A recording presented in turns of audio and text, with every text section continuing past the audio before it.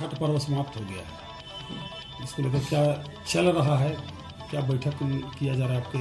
जो पार्षद हैं उनके साथ, आगे आप किस प्रकार देव के विकास को लेकर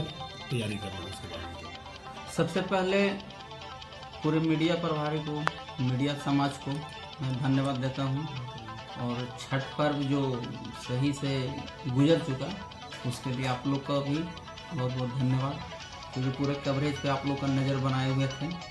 और जहां त्रुटि हो रही थी वहां बताया जा रहा था, उसको पूरा किया जा रहा था। क्योंकि मीडिया भी जो है एक स्तंभ ही है नगर पंचायत का, तो उसके लिए मैं बहुत बहुत साधुवाद आप लोग को देता हूं। अब रह गई बात विकास की, तो छठ चूँकि ख़त्म हुआ है और हम लोग अब विकास को तेज़ी लाने में लगे हुए हैं, तो बहुत सी सारी योजनाएं जो अभी लंबित पड़ी हुई हैं अब उसको जो है सुचारू रूप से लाकर उसको हम लोग क्रियान्वित कर रहे हैं, उसको पूर्ण करने का कोशिश में लगे हुए हैं। जैसे आपका तालाब का जीर्णोद्धार हो गया, या फिर मान के चलिए कि लाइटिंग का जो व्यवस्था हो गया, लाइटिंग का हो गया, पेयजल का हो गया, सड़क का हो गया, तो ये सारी जो समस्या है उस पर अभी हम लोग मंथन भी कर रहे हैं, और कुछ योजनाएं जो हैं वो अभी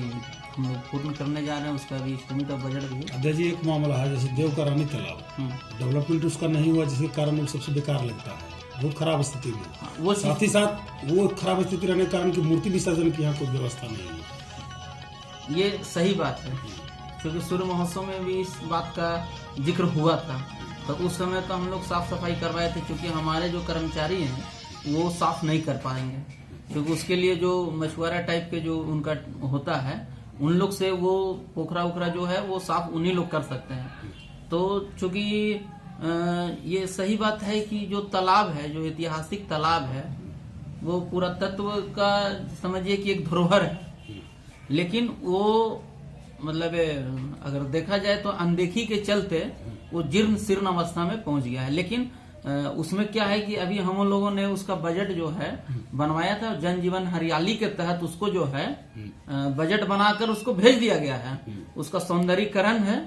और झरना है, और भविष्य में जो हम लोग सोचे हैं उसमें बोट डालकर वो बच्चों लोग का मनोरंजन के लिए उसमें वो साधन हम लोग लगाएंगे। जो 3 तालाब का हम लोग ने चयन किया है, उसमें क्या होगा कि जब बोट डालेंगे उससे जो आय होगा वो नगर पंचायत का डेवलप के लिए, देव के क्षेत्र को डेवलप के लिए, और जो वो एरिया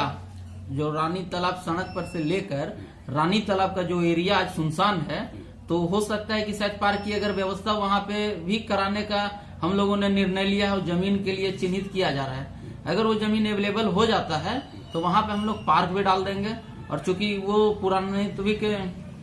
आपका एक धरोहर के रूप में रानी तालाब है, तो उसमें भी हम लोग बोटिंग डालेंगे, तो एक मनोरंजन का और एक टूरिज्म पैलेस के रूप में